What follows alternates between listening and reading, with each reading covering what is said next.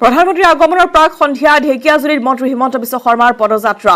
হিমন্ত বিশ্ব শৰ্মাৰ পদযাত্ৰাত সহস্ৰাধিক সমৰ্থকৰ অংশগ্ৰহণ। মোদীক আদৰিবলৈ সাজু হৈছে ঢেকিয়াজুলিবাসী ৰাইজ। ঢেকিয়াজুলিৰ ভূতপাৰাত উৎসৱমুখৰ পৰিৱেশে বিৰাজ কৰিছে। হিমন্তৰ পদযাত্ৰাৰ সমান্তৰালকৈ ঢেকিয়াজুলিত জ্বলিল 2.5 লাখ বন্তি। মোদীৰ জনসভাৰ বাবে ঢেকিয়াজুলিত কটকটীয়া কৰি তোলা হৈছে নিৰাপত্তা ব্যৱস্থা। আৰু কিছু দৃশ্য আমি দেখুৱাইছো য'ত ইতিমধ্যে কালিৰ দিনটোত এনেদৰে মন্ত্ৰী হিমন্ত বিশ্ব শৰ্মাৰ পদযাত্ৰাত হাজাৰ হাজাৰ লোকে অংশগ্ৰহণ কৰা পৰিলক্ষিত হয়। দৃশ্য আমি দেখুৱাইছো ইয়াত ঢেকিয়াজুলিৰ আজি আহিব প্ৰধানমন্ত্ৰী নৰেন্দ্ৰ মোদী। তাৰ পূৰ্বে কালিৰ দিনটোত এনেদৰে হিমন্ত বিশ্ব শৰ্মাক দেখিবলৈ পোৱা গৈছে পদযাত্ৰাৰ লগতে ঢেকিয়াজুলি ভূতপাৰাত এক উৎসৱমুখৰ পৰিৱেশে বিৰাজ কৰিছে। ঢেকিয়াজুলিত জ্বলিল প্ৰায় 2.5 লাখ বন্তি। এইসকল সমৰ্থকৰ মাজত উৎসাহ, যিহেতু প্ৰধানমন্ত্ৰীগৰাকীৰ আগমন হ'ব। সন্ধিয়াৰ সময়ত এনেদৰে 2.5 লাখ বন্তি জ্বলাই তেওঁলোকে বিজেপিৰ সমৰ্থক আৰু যিসকল তৃণমূল পৰ্যায়ৰ কৰ্মী আছে তেওঁলোকৰ মাজত এক উৎসৱমুখৰ পৰিৱেশ। বিগত বহুদিন ধৰি তেওঁলোকে তাত বাৰেৰহণীয়া কলাকৃষ্টিৰ আখৰা অব্যাহত ৰাখিছে। যিহেতু আজি কলাকৃষ্টিৰ নৃত্য প্ৰদৰ্শন হ'ব প্ৰধানমন্ত্ৰীগৰাকীৰ আগমনৰ পূৰ্বে, আৰু ইতিমধ্যেই বন্তি জ্বলোৱা হৈছে। কালিৰ দিনটোত এনেদৰে সকলোৱে বন্তি প্ৰজ্বলন কৰিছে। প্ৰায় 2.5 লাখ বন্তি জ্বলিল ঢেকিয়াজুলিত। ৱেলকাম মোদী, আৰু প্ৰধানমন্ত্ৰীগৰাকীক স্বাগতম জনাইছে এনেদৰে বন্তি প্ৰজ্বলনেৰে।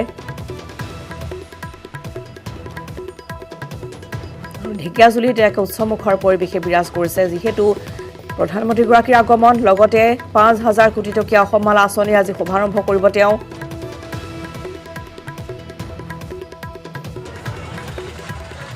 হিমন্ত বিশ্ব শৰ্মাৰ পদযাত্ৰাৰ সমান্তৰালকৈ এনেদৰে ঘৰে ঘৰে জ্বলিল চাকি। আৰু এয়া আমি দেখুৱাইছোঁ যে মোদীৰ প্ৰধানমন্ত্ৰীগৰাকীৰ আগমনক কেন্দ্ৰ কৰি তাত পদযাত্ৰাৰ আয়োজন কৰা হৈছিল। অৰ্থাৎ এক আনন্দ এয়া বিজেপি সমৰ্থকসকলৰ মাজত, বিজেপি নেতা কৰ্মীসকলৰ মাজত।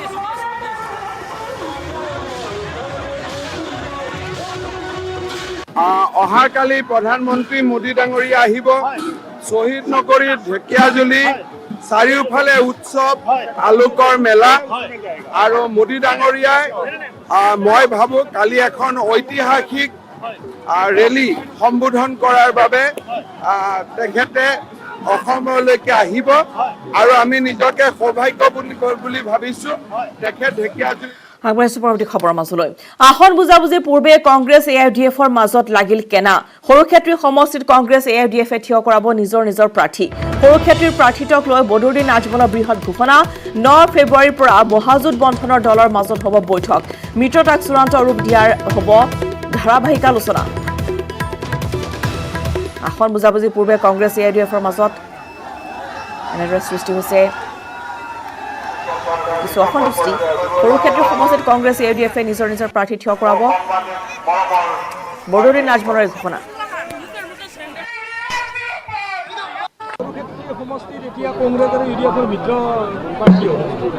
বন্ধুত্বপূৰ্ণ নিৰ্বাচন হ'ব নেকি? এটা বুজাবুজিৰ ভিতৰত হ'ব, যিটো হয়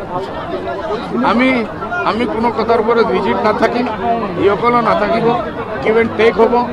আমি চেক্ৰিফাইচ মুড ৰাখিব লাগিব, তাৰপিছত ভাল হৈ যাব। কংগ্ৰেছে 126টা সমষ্টিৰ পৰা আবেদন বিচাৰিছে, কি ক'ব? ভাল কৰিছে, আমাৰ এইটো ক'ব লগা কি আছে? আমাৰ ইমান নাই, ইসকলৰ ইমান আছে, ইসকলে কৰি আছে। ছাৰ, AJP আৰু ৰাইজৰ দলে কৈছে যে তেওঁলোকে আপোনালোকক বিজেপিক যেনেকৈ কয় তেওঁলোকে সাম্প্ৰদায়িক দল বুলি ভাবে, আপোনালোকো ভাবে, কি ক'ব ছাৰ? ঠিক আছে, কিছুদিন পিছত যেতিয়া ৰিজাল্ট আহি যাব না, তেতিয়া আমাৰ প্ৰয়োজন হ'ব, তেতিয়া আমি সাম্প্ৰদায়িক নাথাকিম, চব আমাৰ ওচৰত আহিব। ছাৰ, কংগ্ৰেছে বিগ ব্ৰাদাৰ বুলি কৈ আছে, আপোনালোকে এই বস্তুটো মানি ল'ব নেকি ছাৰ? বিগ ব্ৰাদাৰ বুলি তেওঁলোকে কৈ আছে এতিয়াও। কংগ্ৰেছ বিগ ব্ৰাদাৰ, যদি বিগ ব্ৰাদাৰ হৈ কৈ দিয়ে তে এইটো আমি চিন্তা কৰিম, বিগ ব্ৰাদাৰ মানিম না আমি কি মানিম কৈছে? Major partner. আমাৰ দলে মেজৰ পাৰ্টনাৰ কৈছে, এইসব কথা লৈ কোনো আপত্তি নহ'ব। আল্টিমেটলি যে প্ৰগ্ৰাম আছে এইটো চলি যাব। কিমান তাৰিখৰ পিছত আচলতে অসমৰ ৰাইজে গম পাব যে কেতিয়াৰ পৰা মিত্ৰতাৰ 9 তাৰিখৰ পৰা আমাৰ মিটিং কণ্টিনিউছলি আৰম্ভ হ'ব। কেইবা ফেজত মিটিং হ'ব, যেতিয়া ফাইনেল হৈ যাব প্ৰেছ আমি একেলগে কৰি আপোনালোকক জনাম। আমি আচলতে আগৰ পৰা নিশ্চিত, আৰু আজি সৰুক্ষেত্ৰী সমষ্টিবাসী ৰাইজে তেখেতৰ সভাপতিৰ মুখেৰে নিজে শুনিছে। গতিকে খুবেই ভাল লাগিছে, ৰাইজে যি ধৰণে স্বতঃস্ফূৰ্তভাৱে সঁহাৰি দিছে আজি আমাৰ সভাৰ প্ৰতি, গতিকে মই খুবেই আনন্দিত, খুবেই উৎফুল্লিত।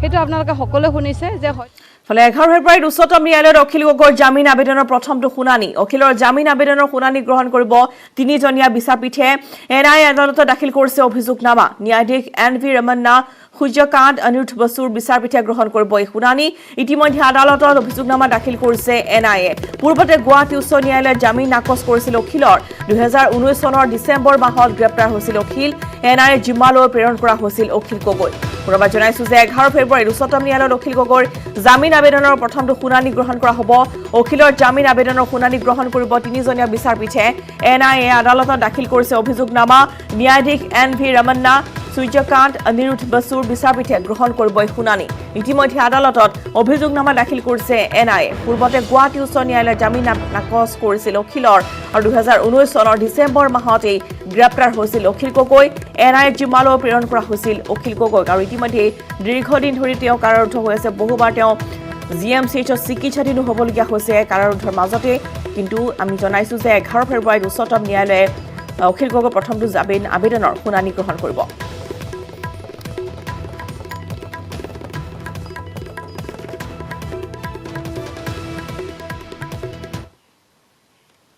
মৰিগাঁৱত নিজৰ বাসগৃহত অগ্নিসংযোগ এজনৰ পত্নীক মাৰপিট কৰি জ্বলাই দিলে নিজৰ বাসগৃহ মুক্তিনাথ নামৰ লোকজনে জ্বলালে নিজৰ ঘৰ চৰাইবাহীৰ মায়েঙিয়া গাঁৱত ভয়ংকৰ অগ্নিকাণ্ডৰ ঘটনা সম্পূৰ্ণৰূপে ভস্মীভূত মুক্তিনাথৰ বাসগৃহটো প্ৰভাৱ জনাইছো যে মৰিগাঁৱতে নিজৰ বাসগৃহতে অগ্নিসংযোগ কৰিলে এগৰাকীয়ে পত্নীক মাৰপিট কৰি জ্বলাই দিলে নিজৰ বাসগৃহটো আৰু দৃশ্য আমি দেখুৱাইছো এয়া মৰিগাঁৱৰ দৃশ্য এয়া পত্নীৰ সৈতে কোনো কথাত তৰ্ক বিতৰ্ক হৈ নিজৰ ঘৰতে অগ্নিসংযোগ কৰিছে এগৰাকী ব্যক্তি মুক্তিনাথ নামৰ ব্যক্তিগৰাকীয়ে চৰাইবাহীৰ মায়েঙিয়া গাঁৱত এই ভয়ংকৰ অগ্নিকাণ্ডৰ সূত্ৰপাত হৈছে সম্পূৰ্ণৰূপে ভস্মীভূত হ'ল মুক্তিনাথৰ বাসগৃহ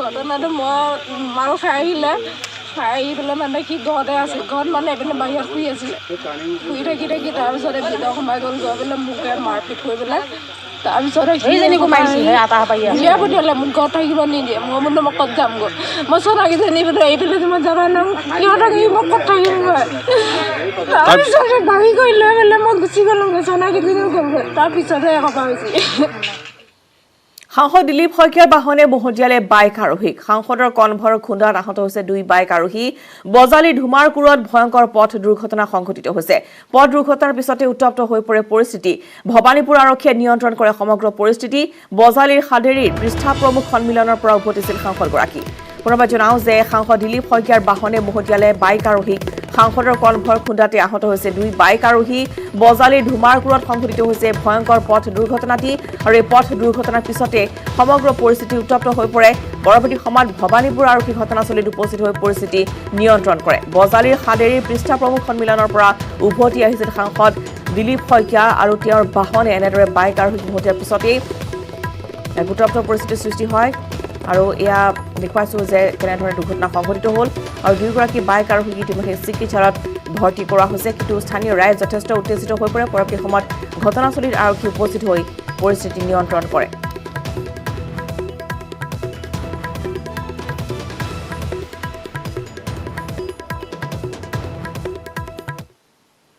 মানে গাড়ী আছে ওভাৰটেক কৰি কেনে মানে কি ল'ৰা দুজনৰ এই বাইকখন যে এখন এই বাইকখনক মানে কি আহি খুন্দাই দিলে আৰু বেলেগ নহয় আৰু ওভাৰটেক ৰঞ্জিত দাসৰ বুলিয়ে কৈ অসমতে জানিলো আমি গোটেইবিলাকে জানো কাজিৰঙা চোৰাং চিকাৰীক আটক কৰা হৈছে গড়হত্যা জড়িত 4 চোৰাং চিকাৰীক আটক কাজিৰঙা উদ্যান কৰ্তৃপক্ষই আটক কৰিলে চোৰাং চিকাৰী কেইটাক ধৃত চোৰাং চিকাৰী কেইটা কুঠৰীৰ মজিবুৰ ৰহমান শফিকুল ইছলাম আনোৱাৰ হুছেইন আৰু কৃষ্ণ কৰ্মকাৰ 2020 ছেপ্টেম্বৰত বাগৰি বনাঞ্চলৰ গড়হত্যা জড়িত আছিল চোৰাং চিকাৰী কেইটা জনাওঁ যে কাজিৰঙাত চোৰাং চিকাৰীক আটক কৰা হৈছে গড়হত্যা জড়িত 4 চোৰাং চিকাৰীক আটক কাজিৰঙা উদ্যান কৰ্তৃপক্ষই আটক কৰিছে চোৰাং চিকাৰী কেইটাক ধৃত চোৰাং চিকাৰী কেইটা কুঠৰীৰ মজিবুৰ ৰহমান শফিকুল ইছলাম আনোৱাৰ হুছেইন আৰু কৃষ্ণ কৰ্মকাৰ 2020 ছেপ্টেম্বৰত বাগৰি বনাঞ্চলৰ গড়হত্যা জড়িত আছিল চোৰাং চিকাৰী কেইটা